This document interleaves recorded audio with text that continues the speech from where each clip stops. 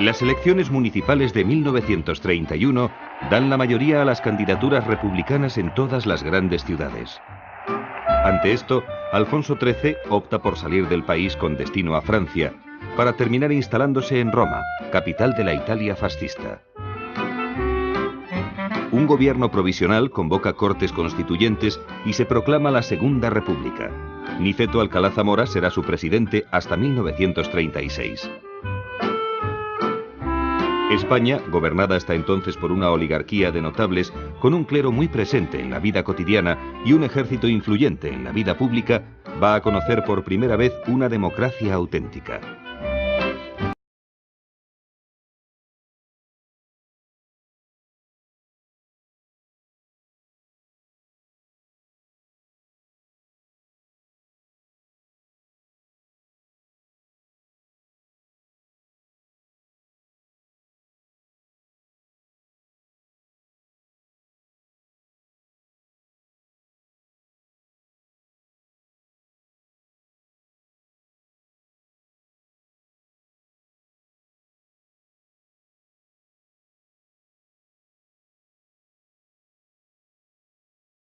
Los ideales del nuevo régimen quedan fijados en la Constitución de 1931, que reconoce el derecho de voto a la mujer y establece la secularización del Estado. Con las primeras hojas de los chopos y las últimas de los almendros, la primavera traía a nuestra república de la mano.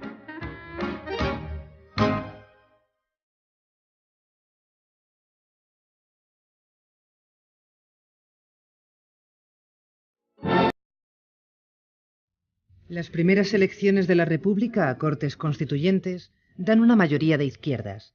Se acomete la reforma agraria, la modernización del ejército, la universalización de la enseñanza y la transformación de las relaciones sociolaborales.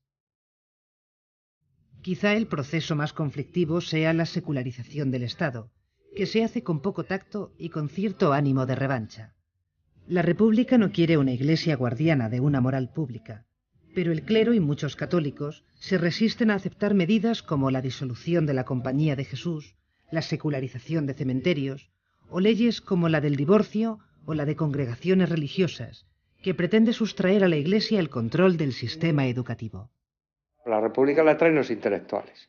Era un proyecto de lo que se ha llamado la generación de 1914. Ya se pronuncian en favor de una modernización y racionalización de la sociedad. La figura del maestro se convierte en arquetípica. El maestro de escuela, el maestro rural, es el que tiene que educar y tiene que preparar a esas nuevas masas para una democracia auténtica, que no sea patrimonio de las clases poderosas, de los ricos, de los caciques y de los oligarcas. Las pastorales de algunos obispos encienden los ánimos de los republicanos más exaltados. Poco a poco, los moderados de izquierda y de derecha serán rebasados por sus extremos. Por la izquierda los anarquistas, por la derecha los fascistas. Buena parte de los anarcosindicalistas, entre los que la Federación Anarquista Ibérica, la FAI, ejerce gran influencia, creen que mediante la huelga general y las insurrecciones de campesinos y obreros se logrará la quiebra del orden burgués y la instauración de una sociedad sin clases ni Estado. No aceptan la república. Proponen el reparto de la tierra entre los que la trabajan y una economía colectivizada. Aspiran a una sociedad sin propiedad privada. Los extremistas de derecha se dejan llevar por influencias de Alemania o de Italia. Nace la Falange. Su fundador, José Antonio Primo de Rivera, hijo del dictador, aúna las ideas fascistas en un movimiento antiburgués, antidemocrático y católico integrista. La depresión económica que azota a Europa y una feroz sequía siembran el pesimismo cuando la República apenas está estrenada. Por otra parte, la reforma agraria no contenta a los campesinos más pobres y a los jornaleros, muchos de los cuales siguen los llamamientos anarquistas. En Andalucía y Extremadura se producen violentos enfrentamientos entre campesinos y fuerzas de orden público. El descontento de las clases trabajadoras y la represión de la agitación campesina y obrera afectan a la credibilidad del gobierno de izquierdas, que sufre además los ataques de la derecha.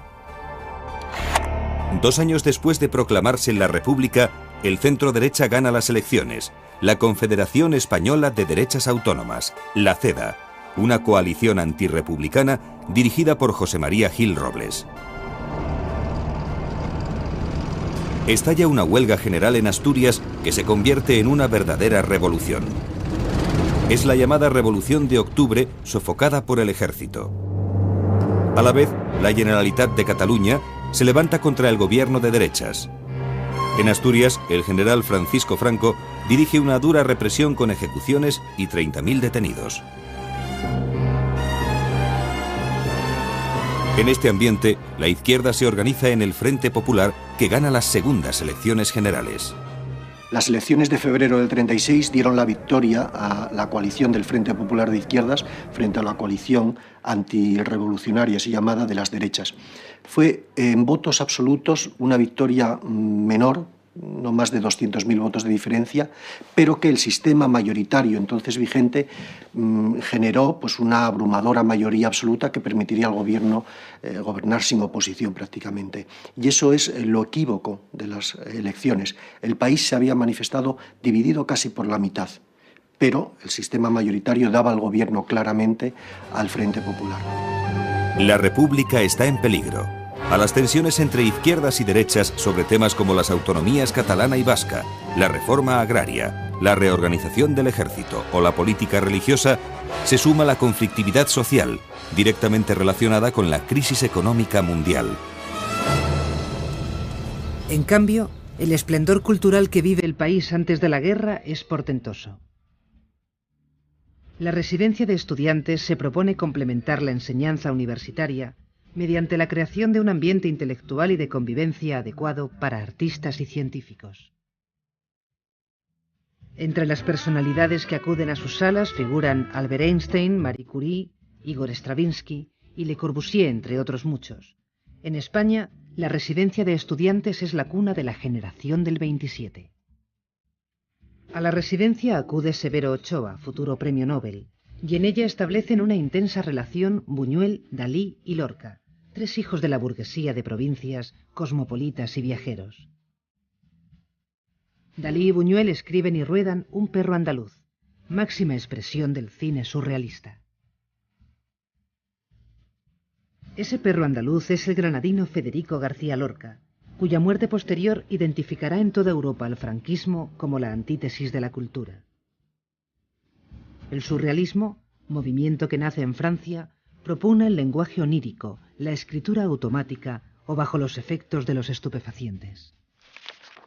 Pero estalla la guerra civil. 3 años de guerra por delante. La sublevación militar dirigida por Mola y Franco parte el país en 2. Los republicanos no están unidos. Alemania, Italia y Portugal ayudan a Franco, y la Sociedad de Naciones, Francia y el Reino Unido apuestan por la no intervención. La Iglesia española legitima a los sublevados al calificar la guerra de cruzada y al general Franco como caudillo de España por la gracia de Dios. En un principio, los dos bandos fracasan. El levantamiento militar no triunfa en todo el país y el Estado no puede acabar con la sublevación. Con la ayuda de aviones alemanes, el ejército de Marruecos avanza desde Andalucía hacia Madrid. Se detiene en Toledo, donde Franco alcanza un triunfo simbólico al liberar el Alcázar, asediado por milicias republicanas. Los republicanos defienden Madrid al grito de «No pasarán». Mientras los frentes cambian y miles de españoles mueren en el campo de batalla, la guerra hace de la cultura un elemento de lucha psicológica. En la Exposición Universal de París, la República presenta un excelente pabellón en favor de la causa republicana. Picasso crea para el pabellón su Guernica. Se pretende llamar la atención sobre las potencias europeas del desastre que se acerca.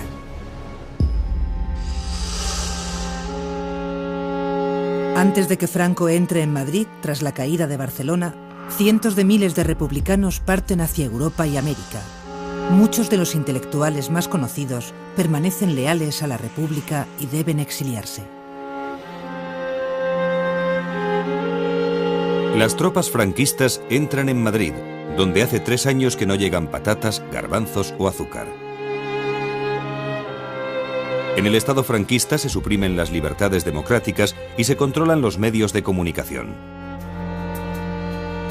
Los partidos políticos y las organizaciones sindicales son desmantelados y sus responsables detenidos, procesados y condenados en procesos de 5 minutos. El propio lugarteniente alemán de Hitler se sorprende de la dureza de la represión. El núcleo dirigente del PCE huye a Moscú y a México. La nómina de intelectuales que sale del país es interminable. Todo esto, junto a la muerte de otros, como Lorca, asesinado por los falangistas cerca de Granada, deja a España huérfana de ciencia y de cultura.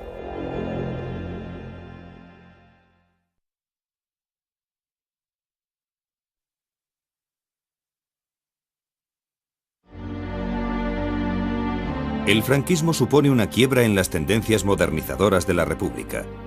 Desde los inicios del nuevo Estado se confunde el régimen político y la persona de Francisco Franco. El régimen del general Franco era una dictadura personal que se basaba sobre 3 grandes pilares que sostenían lo que se llamó el régimen político. En primer lugar, el ejército, que era el garante de esa victoria y de que no habría vuelta atrás en esa victoria. En segundo lugar, la Iglesia Católica, que no colaboró con el régimen, es que era parte del régimen, era un pilar. Es la institución que garantizaba y que controlaba la vida cultural, las costumbres, la moral y una parte importante de la movilización y la sociabilidad de los españoles. Y en tercer lugar, el Partido Unificado, la falange tradicionalista, encargada del control de la retaguardia, de los sindicatos, de la movilización juvenil, el Frente de Juventudes, de la mujer en la sección femenina.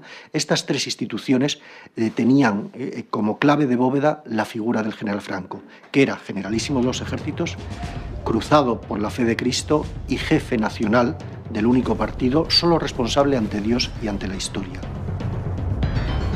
Tras la guerra, hay una afiliación masiva a la Falange, más por interés que por su atractivo ideológico. Pero Falange, tras el fusilamiento de su fundador, José Antonio, al principio de la guerra, se convierte en un apéndice del franquismo y no es el partido único de ideología fascista. En efecto, Franco fusiona Falange con los grupos tradicionalistas y es esta nueva Falange la que se convertirá en el llamado Movimiento Nacional. Así, más que un partido, es un grupo de poder que Franco utiliza para movilizar a los ciudadanos. Bajo la tutela de Falange, el régimen, a semejanza de otros regímenes totalitarios europeos, crea diversas organizaciones de masas. Tal es el caso de la sección femenina, dependiente de Falange. A través de ella se forma a las jóvenes en los valores católicos tradicionales y en los postulados de un régimen para el que la actividad social de la mujer se restringe al círculo familiar. Como mucho se le reservan tareas en los servicios sanitarios, de asistencia social o de beneficencia. Mientras tanto, entre los vencidos se organizan los maquis, grupos guerrilleros integrados por comunistas, socialistas, anarquistas y nacionalistas vascos. Entre 1945 y 1948 llevan a cabo acciones aisladas en las zonas más montañosas de la península. A finales de los 50 desaparecen los últimos grupos de resistencia. Al terminar la guerra, el país está lleno de desaprensivos que viven de timar a la población.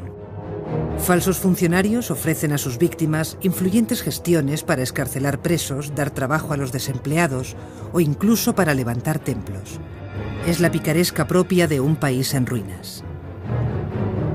Para contrarrestar la carestía se impone el extraperlo, el mercado negro, aceptado como algo inevitable. Las cartillas de racionamiento reparten el poco pan, aceite, leche, arroz y huevos de que se dispone. Falta petróleo y electricidad, y España vuelve a la vela y al carbón. El régimen organiza la economía de manera autárquica, es decir, intenta vivir de lo que España produce, pero el país no posee todo lo que necesita. 5 meses después del fin oficial de la Guerra Civil Española, empieza la Segunda Guerra Mundial. España no participa en la contienda junto a Alemania e Italia por ser un país arruinado.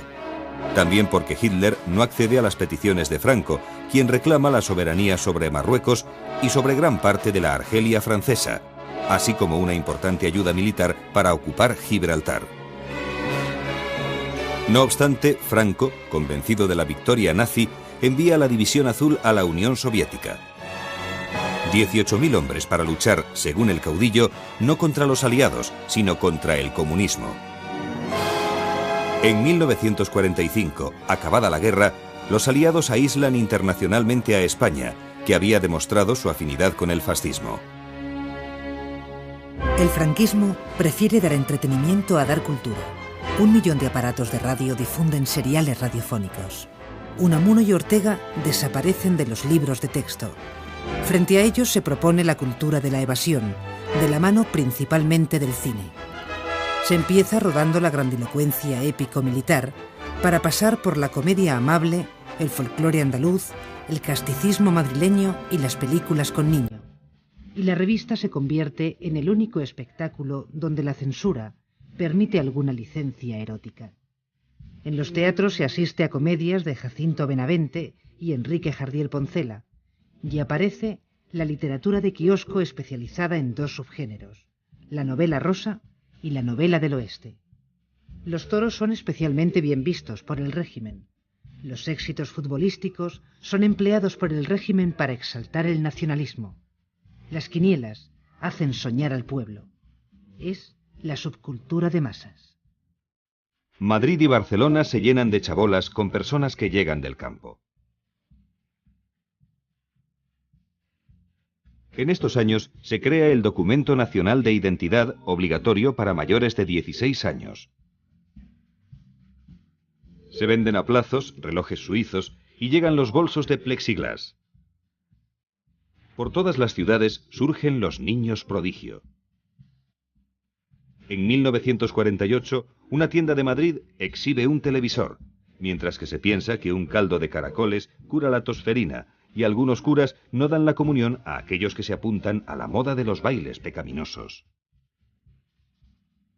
Así se vive en la España de la posguerra, con canciones melódicas, boleros y rancheras, al tiempo que Gila hace en sus monólogos la crónica negra de un país donde no se permite la blasfemia.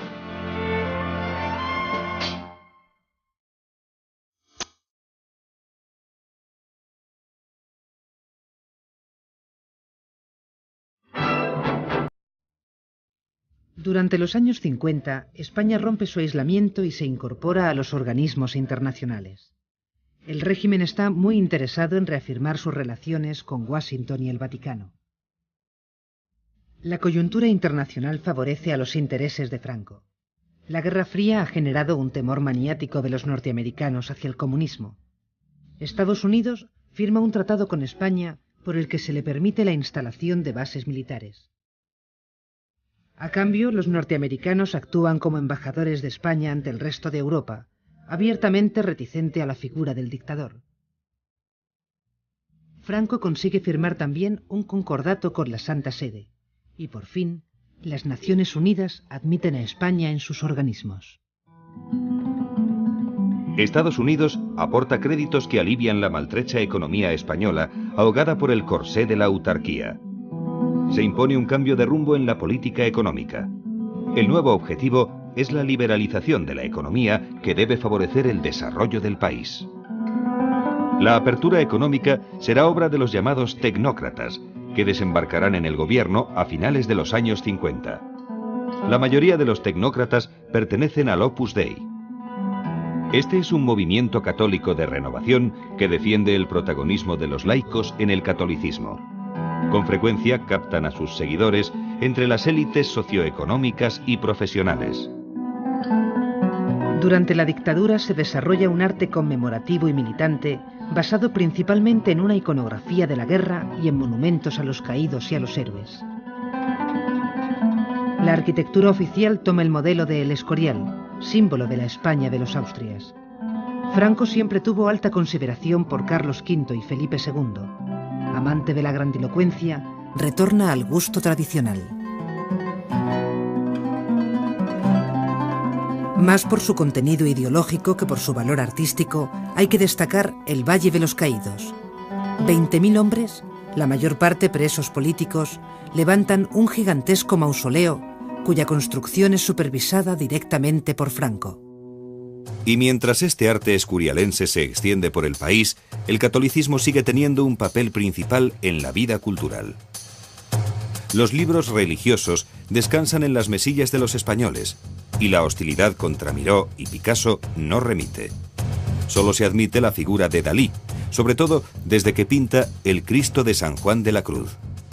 El franquismo se vale del pintor para incorporar al régimen un nombre de prestigio. En 1959 se funda ETA, forma radicalizada del nacionalismo vasco, cuyos actos terroristas se multiplican rápidamente. La actividad económica se acelera, se construyen embalses para generar electricidad y las cadenas de montaje llegan a las fábricas y a la industria del automóvil. A partir de la aplicación del Plan del 59 y a lo largo de toda la década de los años 60, el país, por decirlo así, sufre un efecto tijeras en su evolución. La economía española avanza dramáticamente, se industrializa, las tasas de urbanización son muy grandes, la alfabetización se generaliza, la sociedad se moderniza y, sin embargo, en el plano político todo permanece prácticamente igual. A pesar de los tecnócratas, de la discusión sobre la apertura política, lo cierto es que el franquismo sigue hasta el final siendo el régimen de poder personal y autoridad omnímoda del caudillo, del general Franco. Mientras, los monárquicos se debaten entre colaborar o no con el régimen para la restauración de la monarquía.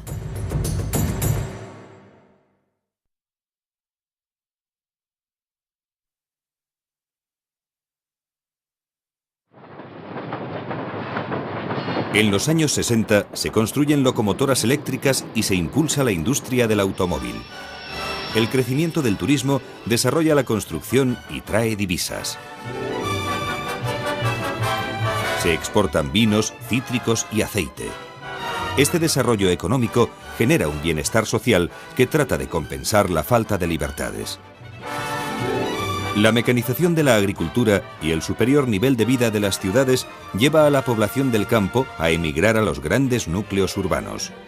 Cataluña, País Vasco, Madrid y Valencia recogen el éxodo rural.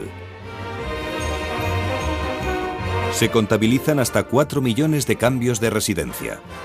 Un volumen creciente de españoles pasa de vivir en el campo a vivir en unas urbes donde comienza a crecer la clase media.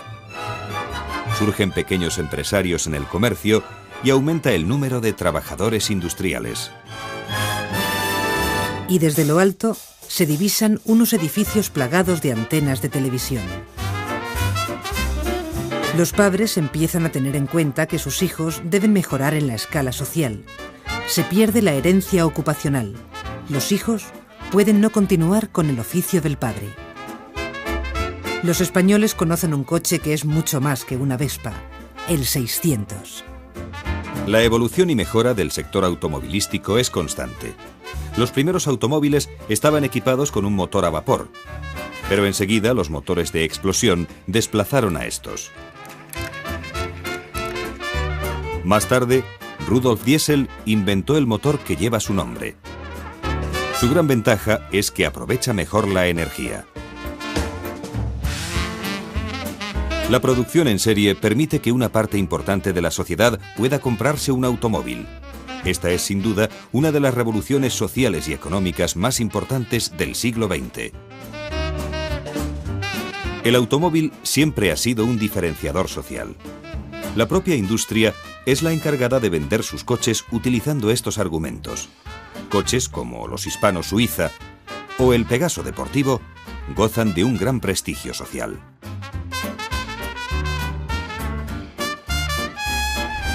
Cientos de coleccionistas y amantes de los automóviles antiguos han convertido el cuidado y la exhibición de estos en una forma de vida y una extensión de la propia personalidad.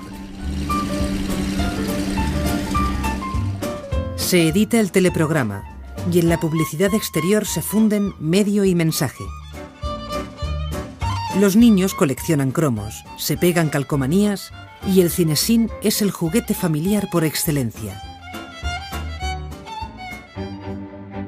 Los movimientos políticos de don Juan de Borbón son perfectamente controlados por Franco.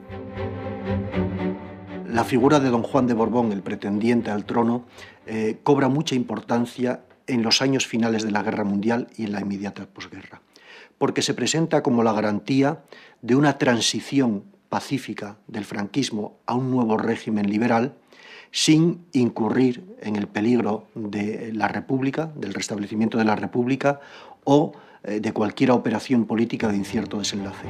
Eso fracasa por varios motivos, desde luego el más importante, en mi modo de ver, por la negativa del general Franco a contemplar un traspaso de poderes en vida.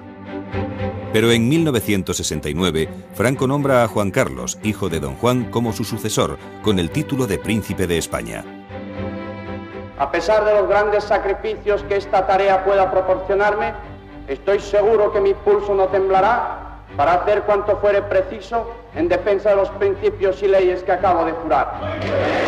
De este modo, el general aparta de la sucesión al trono a don Juan, caracterizado por su orientación liberal. Franco aspira con ello a crear una monarquía basada en los principios del movimiento.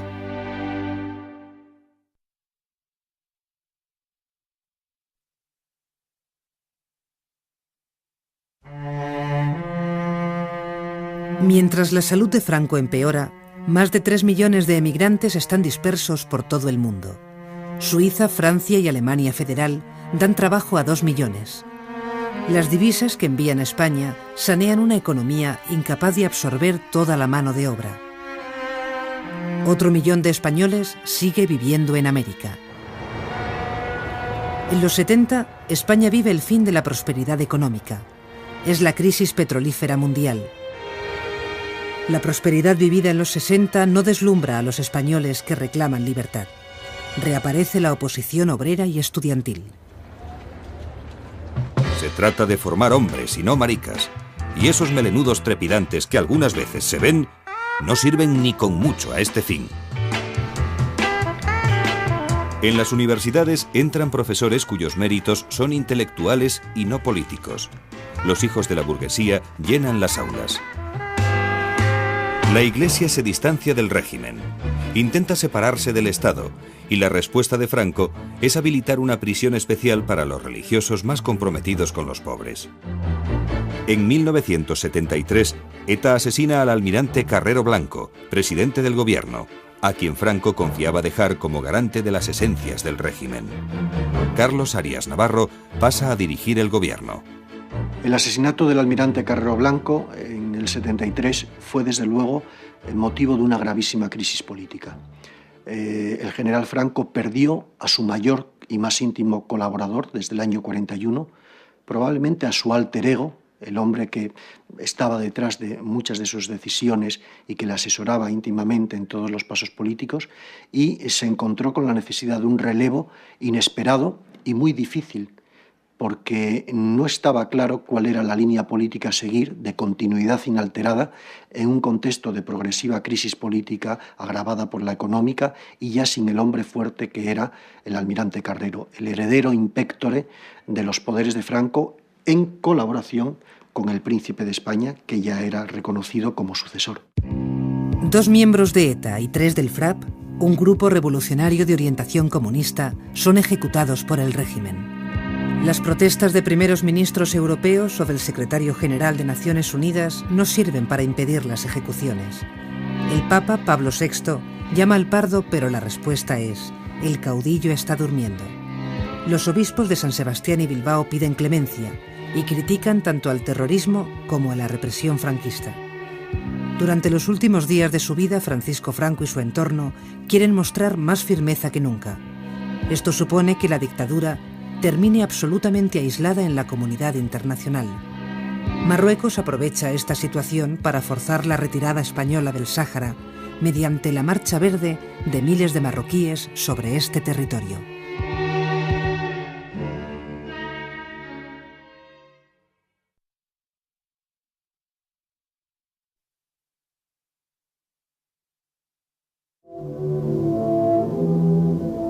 Españoles, Franco ha muerto. El 20 de noviembre de 1975, tras una larga enfermedad, muere Francisco Franco. Pese a que hay una sucesión decretada, se viven unos días de incertidumbre. Mientras unos celebran su muerte, otros la lloran. Son días de miedo en los que los españoles no ven claro cuál va a ser el futuro del país. A pesar de que la gran mayoría de los ciudadanos entienden que ha llegado la hora de la democracia, la cuestión no es sencilla y en el ambiente se respira que puede pasar cualquier cosa. La oposición y los sectores franquistas tratan de llegar a un consenso. La sociedad española se prepara para iniciar el camino hacia la democracia.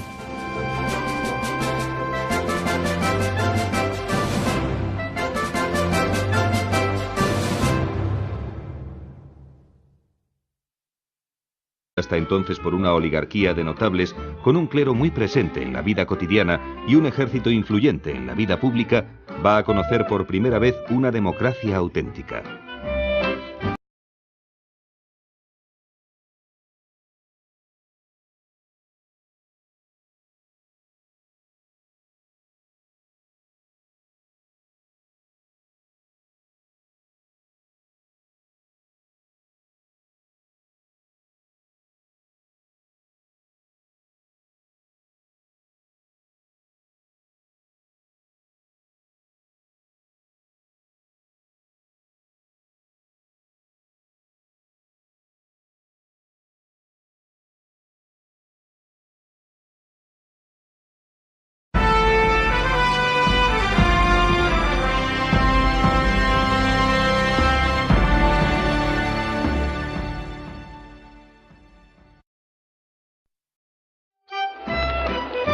Las elecciones municipales de 1931 dan la mayoría a las candidaturas republicanas en todas las grandes ciudades.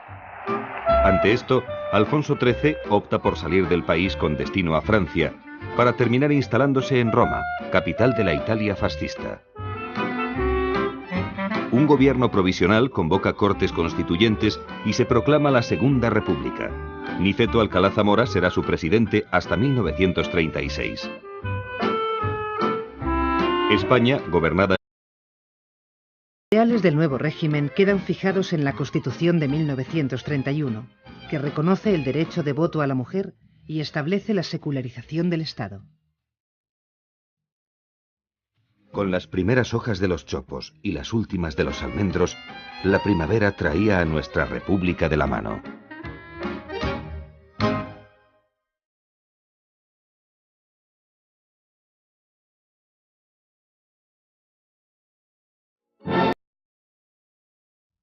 Las primeras elecciones de la República a Cortes Constituyentes dan una mayoría de izquierdas.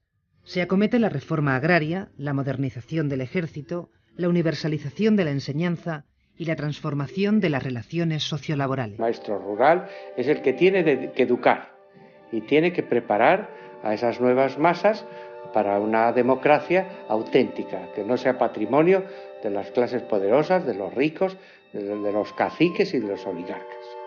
Las pastorales de algunos obispos encienden los ánimos de los republicanos más exaltados. Poco a poco, los moderados de izquierda y de derecha serán rebasados por sus extremos. Por la izquierda los anarquistas, por la derecha los fascistas. Buena parte de los anarcosindicalistas, entre los que la Federación Anarquista Ibérica, la FAI, ejerce gran influencia, creen que mediante la huelga general y las insurrecciones de campesinos y obreros se logrará la quiebra del orden burgués y la instauración de una... Quizá el proceso más conflictivo sea la secularización del Estado, que se hace con poco tacto y con cierto ánimo de revancha. La República no quiere una iglesia guardiana de una moral pública, pero el clero y muchos católicos se resisten a aceptar medidas como la disolución de la Compañía de Jesús, la secularización de cementerios, o leyes como la del divorcio o la de congregaciones religiosas, que pretende sustraer a la Iglesia el control del sistema educativo. La República la traen los intelectuales. Era un proyecto de lo que se ha llamado la generación de 1914. Ya se pronuncian en favor de una modernización y racionalización de la sociedad. La figura del maestro se convierte en arquetípica. El maestro de escuela,